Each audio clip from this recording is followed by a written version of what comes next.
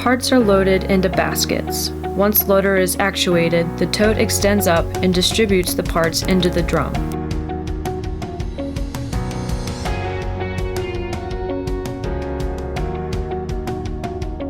The automated dump cycle proceeds to sequentially dump parts into the wash, rinse, and dry stages with oil skimmer and demister.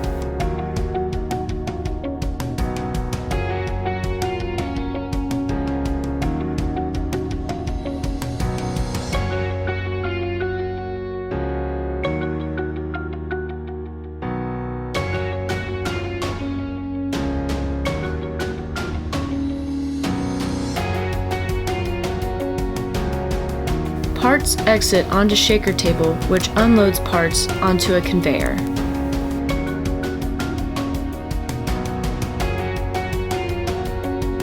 This is the maintenance side of the drum with a control panel that includes PLC and HMI.